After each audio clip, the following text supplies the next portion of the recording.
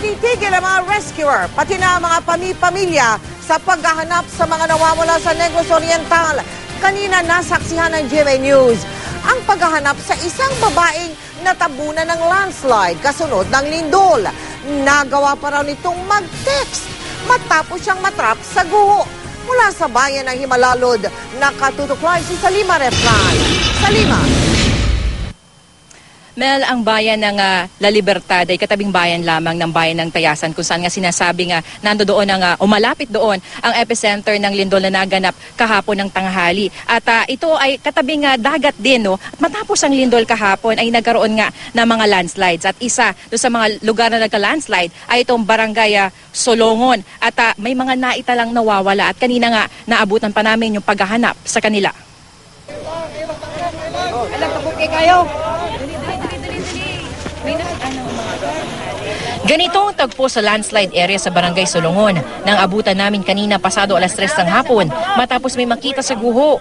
Buong araw na raw naghahanap ang mga rescuer dito matapos may kumalat na balitang may isang babaeng nabaon sa landslide na nakapag-text pa umano na natrap siya sa kanilang tindahan.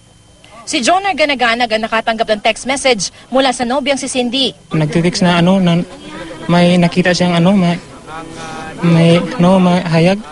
Ano yun? Yung ilaw. Dahil sa pag-asang dala ng text message, hindi itinigil ang paghahanap. Hanggang may makarinig daw ng tila tunog sa isang guho.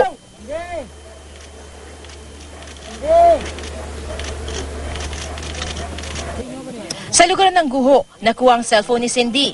Ando din si Cindy, pero wala na itong buhay. Nabalitan ni mo na.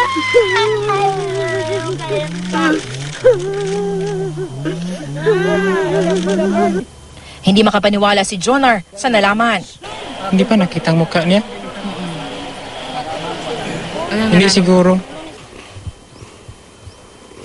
Ayon sa mga residente, napakabilis daw na naging pagguho ng lupa. Pagkatapos lumindol, nakarinig daw sila ng malakas na tunog at saka noon, nabalot na ng lupa ang barangay Solongon. Si Feli na taga-barangay Solongon, pursigido rin sa paghahanap sa kanyang 60 anyos na ina at mga kapatid. Sa isang iglap lang daw, naging mag-isa na siya. Parang awa niyo na po. Yung mga tsahili ko sa Cebu, hindi pa nila alam nangyari sa amin dito. Bigla-bigla na lang silang dalawa lang nanay ko at saka tatay ko na iwan. Tapos ako nandun sa bayan, namili ng gamot.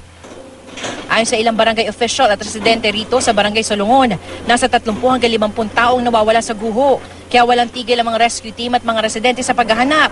Kahit na maya-maya ay may malalakas na aftershocks na nagaganap. Until such time there's a report na may tao pa na posible na ma-recover, siguro ganun din ang duration sa operation. Bago marating ang bayan ng Libertad, dinaanan namin ang mga bayan ng Ayungon at Himalalud. Matitinding pinsala ang nakita namin. Mga malalaking bitak sa kalsada, mga bahay at tulay na gumuho.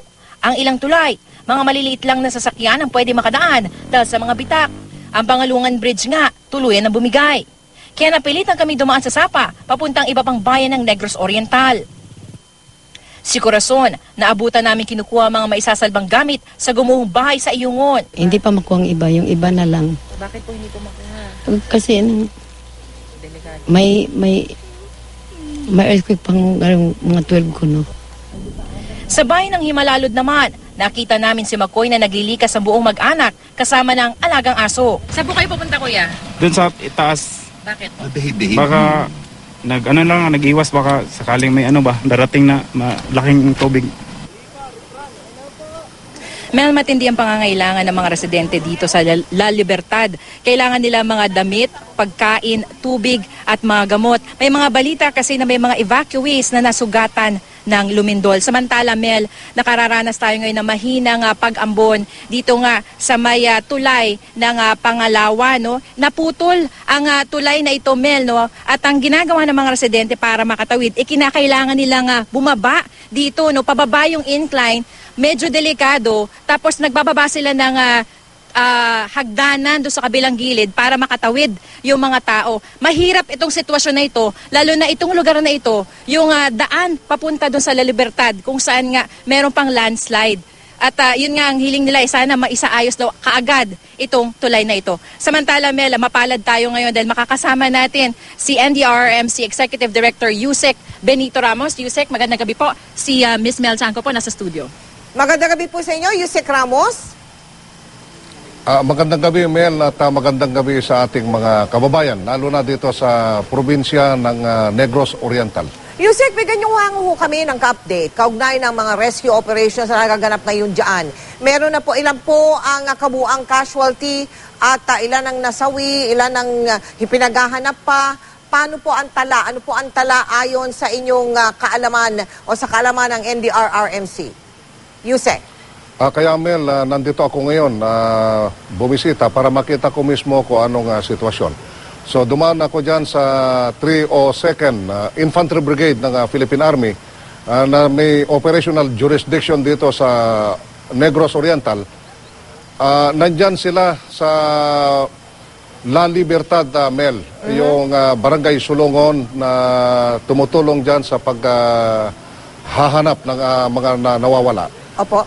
At latest ngayon na Mel, yung 15 na namatay na i-report sa atin sa NDRRMC ay ito yung body count, Mel. Ulitin ko lang, body count na 15, nadagdagan ng 7.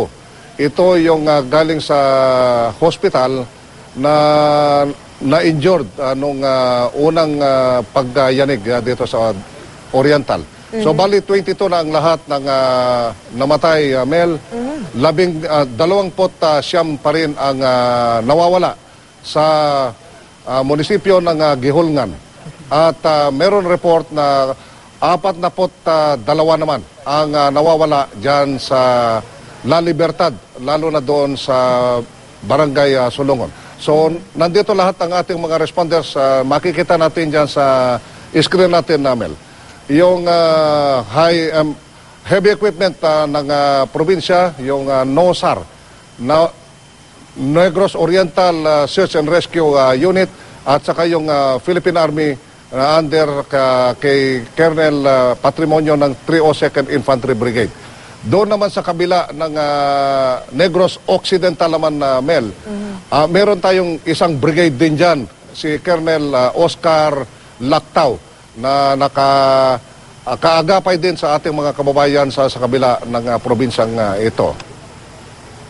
So Yusek Ramos, ibig sabihin po ba ninyo sabay-sabay na merong rescue operations dyan sa mga bayan na inyong nabanggit? Sabay-sabay po yan?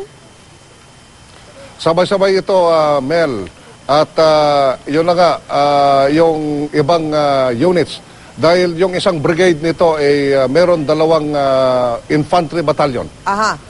So bali, dahil 2 brigade ito, 4 na infantry battalion ngayon ang nandito sa probinsya ng Negros Oriental. Nadagdagan ito ng isang batalyon ng Scout Ranger at saka isang batalyon ng Philippine National Police, yung Philippine Public Safety Battalion. So lahat ng mga responders, local, nandito na lahat, nagtulong-tulong na, Mel, para matulungan yung ating mga kababayan. Hanggang anong oras po magpapatuloy ang rescue operations ngayong gabi, Yusek Ramos? Hanggang kaya pa nila, Mel, dahil puyat-puyat sila kagabi. Walang tulog, kaya abutin na ito siguro ng hanggang alas 12. At iniilawan lang dahil walang kuryente dito, Mel. Mula munisipyo ng Ayungon sa Negros Oriental hanggang doon sa munisipyo ng Canlaon sa probinsya naman ng Negros Occidental sa kabila. Yusek, medyo concerned lang ako sapagkat kanina inireport po nung kasamahan namin na yung hospital sa Gihulngan, yung hospital pinalabas na lahat ng pasyente, ang mga pasyente ay kung saan-saan na lang sa labas, walang kuryente, walang tubig, walang anuman Ito po ba'y nakarating na sa inyong kaalaman, Yusek? Papunta ako doon, Mel, mamaya. Malapit na ako dito, mga 2 munisipyo na lang.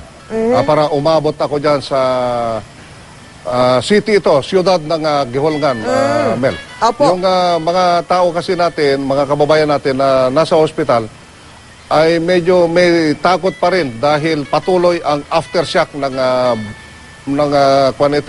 paglindol. Yes. Sir, at saka nabanggit din ho ni Mika na iisang gasolinahan lang daw ang nakapagbibigay ng gasolina doon sa lugar na yun. Sarado rin daw ho mga tindahan, walang mabiling supplies. Parang nag-aalala lang ho kami sa paano nga kaya yung mga pangangailangan ng mga kababayan natin dyan. Tama, Kamel, at may konting kahirapan dahil yung mga negosyante dito takot pa rin na bumalik dyan sa kanilang business establishment dahil yung patuloy pa rin ang aftershock nito, Mel.